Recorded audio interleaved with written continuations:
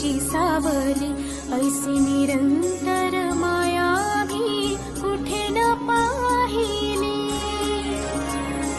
आनंदाचे दान दे, संकटात धाव घे, सारी सुमने श्वासांची स्वामी चरणी वाहिली।